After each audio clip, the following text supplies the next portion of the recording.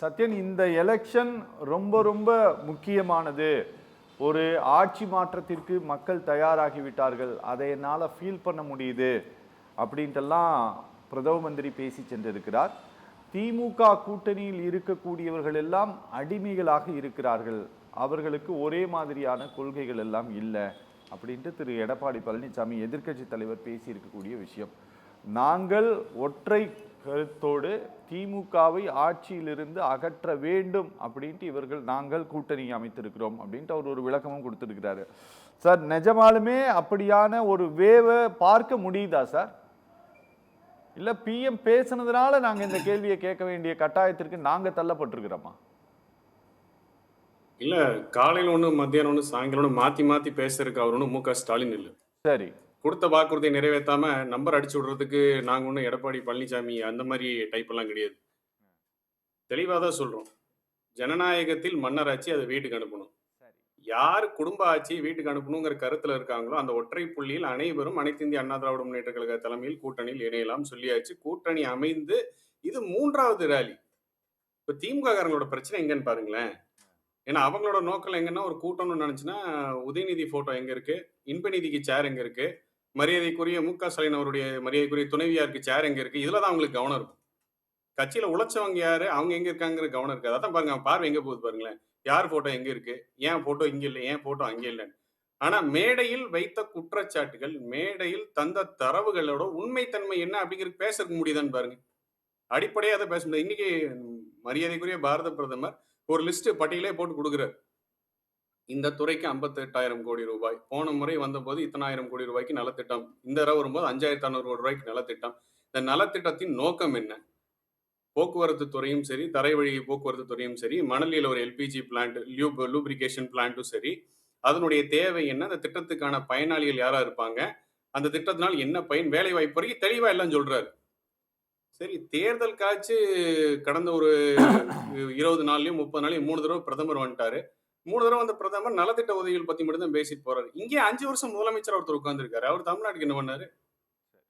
525 வாக்குறுதியில எத்தனை நிறைவேற்றினாங்கிற சொல்லக்கூடிய தைரியத்துல கூட இல்லாத ஒருத்தர் இங்க போய் டெல்லியில இருந்து பிரதமர் வராருன்னு சொல்றதுல என்ன அர்த்தம் இருக்கு? வந்தது தமிழ்நாட்டுக்கு ஒரு நல்ல திட்டங்கள் கொடுக்கதானே.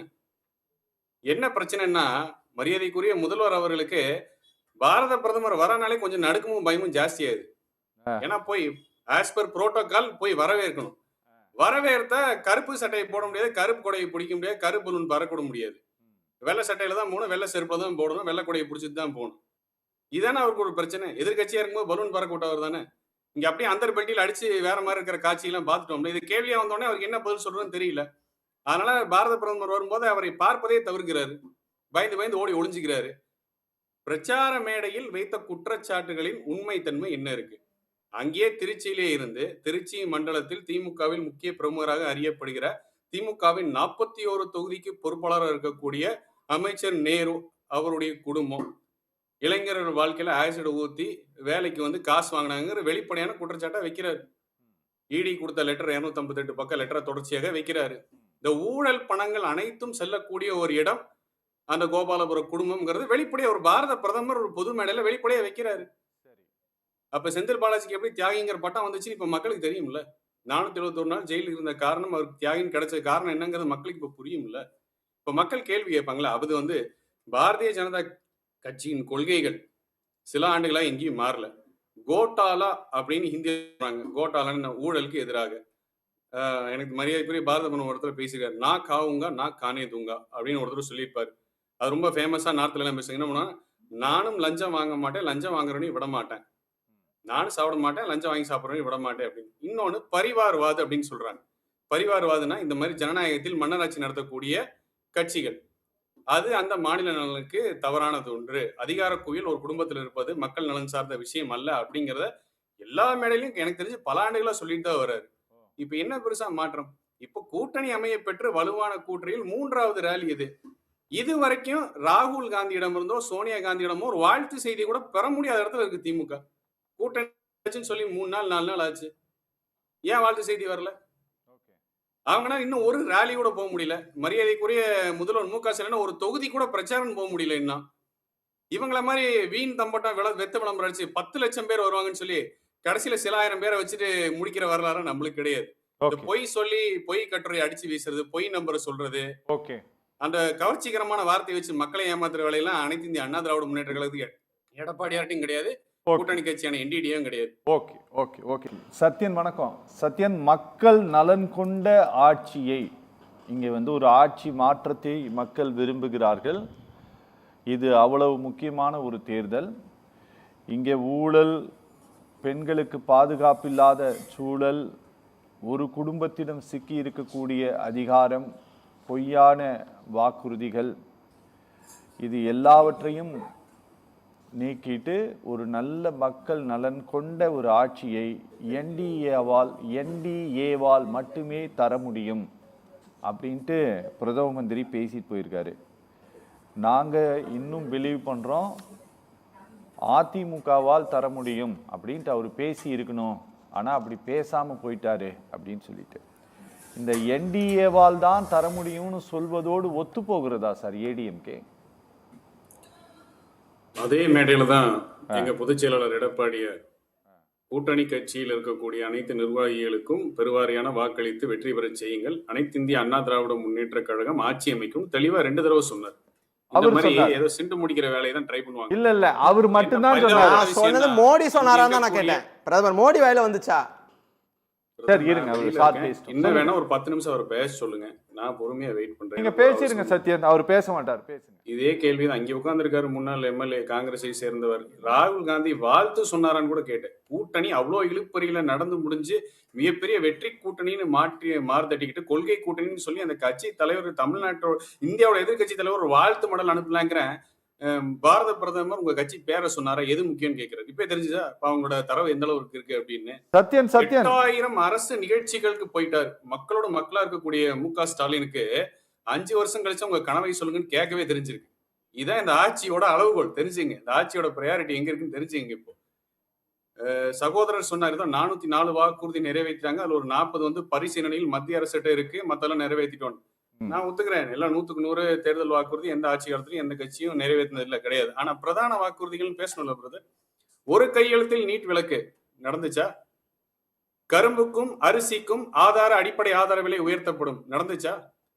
பெட்ரோலுக்கு 5 ரூபா, டீசலுக்கு 4 ரூபா குறைக்கப்படும் நடந்துச்சா? கேஸுக்கு 100 ரூபா மானியம் நடந்துச்சா? எங்க நடந்துச்சாங்க?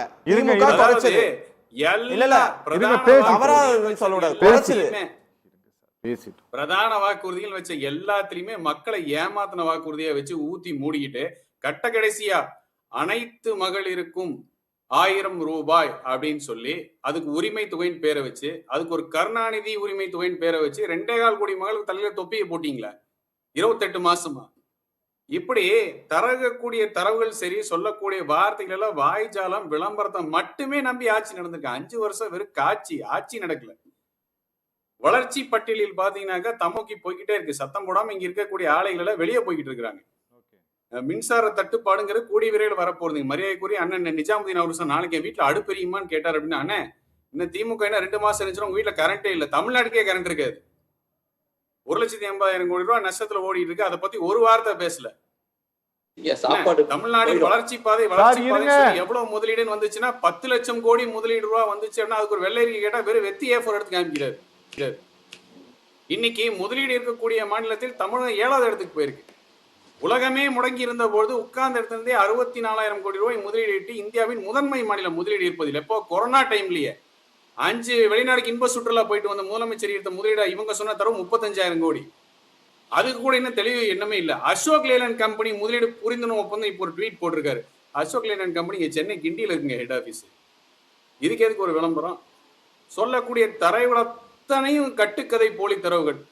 திருச்சி மாநாடு எதுக்கு நடந்துச்சுன்னா அவசரமா இப்போ 11ஆம் தேதி திருச்சியில பாரத பிரதமருடைய நிகழ்ச்சி ஒண்ணு இருக்கு, அரசு நிகழ்ச்சி இருக்கு. குறிச்சி மாநாடு 2 நாளைக்கு முன்னாடி அவசரமா மாநாடு வைக்கிறாங்க. இப்ப கூட சகோதரனால எத்தனை பேர் வந்தாங்கன்னு சொல்ல முடியல பாருங்க. பஸ் 10 கிலோமீட்டர் இருக்கு. ஆமா, கவர்மெண்ட் பஸ் எல்லாம் கூட 10 கிலோமீட்டர் நிறுத்தி வச்சிருந்தா அப்படிதான் இருக்கும். என்ன ஒரு அடிப்படை கூட புரிதல் இல்லாம இங்க நடக்கக்கூடிய தேர்தல், வருகின்ற தமிழக சட்டமன்றத்திற்கான தேர்தல், தமிழகத்தை ஆள வேண்டுகின்ற முதல்வர் யாருங்க இருக்கான தேர்தல்னா அமெரிக்கா வைப்பாரு, இங்க யூபி வைப்பாரு, அங்கே எம்பி வைப்பாரு, எதை எடுத்துல. அப்ப நாளைக்கு நேரம் அமெரிக்காவோட தேர்தல் அறிக்கை கூட வந்து எடுத்துட்டு பேசுவாங்க போல இருக்கு. அமெரிக்காவில் டொனால்ட் ட்ரம்ப் கொடுத்த தேர்தல் அறிக்கையில் வாக்குறுதி 100 தான், ஆனா நிறைவேற்றல. இதான் நம்மளுக்கு இங்க முக்கியம். தமிழ்நாட்டில் 2.5 வயது குழந்தை கற்பழித்து கொண்டது திமுக நிர்வாகி. நேற்று மதுராந்தகத்துல 16 வயசு சிறுமியை துரத்தி போய் 2 பேரு கற்பழித்தது. விளாத்தி குளத்துல 17 வயது சிறுமி இயற்கை உபாதை கழிக்க நைட் வெளியே போகும்போது அந்த மாணவி துண்டு துண்டா வெட்டப்பட்டு இருந்த கதை இங்க. உங்க திமுக நிர்வாகி ஃபுல்லா மது அறிந்து விட்டு பிளைட்ல ஏறி உட்கார்ந்து பணி பண்ண சீன வேலை கேஸ். இப்படி தமிழகத்தில் குறிப்பாக பாதிக்கக்கூடிய விஷயங்கள்ல எவ்வளவு ஒரு கையாளாகத்தனம் கொண்ட ஒரு அரசாக இறந்திருக்கிறது அப்படிங்கிறது தான் வெட்ட வெளிச்சமாக தெரியுது. நீங்க பாரத பிரதமர் வந்து பேசுற அளவுக்கு ஆயிப்போச்சு உங்களுக்கு இப்ப நிலவரம். 7,000 தாண்டி போற பாஸ்கோ வழக்குகள், 8,230 கொலைகள், அந்த கொலைகள்ல 3,000 பெண்கள் வேற. இதெல்லாம் ஒரு ஆட்சியோட அபலம் இல்லையா? நிர்வாகம் சீர்கேடுங்கிறது பட்டவர்த்தனமா தெரியும். எல்லாத்துக்கும் மேல 3 லட்சம் கோடி அடிச்ச காசு நேரம் அந்த குடும்பத்துக்கு போகுது. ஊழல் காசு அந்த குடும்பத்துக்கு போகுதுங்கிறதுக்கு நீங்க வந்து ஒரு பதில் கொடுக்க முடியல. நாங்கள் ஊழலற்ற ஆட்சியை கொடுத்தோம் அப்படின்னா இடியை கூட்டணிக்கு வச்சுக்கிட்டீங்க, சிபிஐ கூட்டணிக்கு வச்சுக்கிட்டீங்க. காசு அடிச்சது உண்மைதானே? 10 ரூபாய் பாட்டுக்கு மேல வாங்கி 470 நாள் ஜெயிலுக்கு போனது உண்மைதானே? இன்னைக்கு வேலை வாய்ப்பு தரேன்னு சொல்லி 35 லட்சம் 50 லட்சம் வாங்கி மாணவர் எதிர்கால கனவுல யாசிர் ஊத்துனது வேலை வாங்கி தரேன்னு சொல்லிட்டு ராஜேந்திர பாலாஜி பண்ணிருக்காரு சார். அதெல்லாம் உங்க ஆட்சியில வந்து இதை விட பயங்கரமா நடந்திருக்கு. அண்ணே இதே கதை கேட்டு டயர்ட் ஆயிட்டோம். கேட்டா ஆளுநர் ஒப்புதல் அளிங்க. யாருக்கு பேர் வந்துச்சு? ஆதாரம் கொடுத்தீங்கன்னா ஆளுநர் ஒப்புதல் கொடுக்க போறாரு. நீங்க கொடுத்தல வெத்து குற்றச்சாட்டுகள் உங்களால ஆதாரமே சிபிஐயே வந்து எடுத்திருக்கு சார் 10 கோடி ஊழல்னு சொல்லிட்டு விஜயபாஸ்கர் வீட்ல இருந்து. அரசு நிர்வாகமும் தெரியல, அடிப்படை என்னன்னே தெரியல பிரதர். தமிழகத்தை குட்டிச்சவராக்குன மாத்திரம் ஒரே வரலாறு தான் இந்த ஆட்சிக்கு. விடியல் தரேன்னு சொல்லி தமிழ்நாட்டை இருட்டுல தள்ள வரலாறு தான் மு க ஸ்டாலின். பேசி முடிச்சிட்டீங்களா சத்யன்? முடிஞ்சு பிரதர்.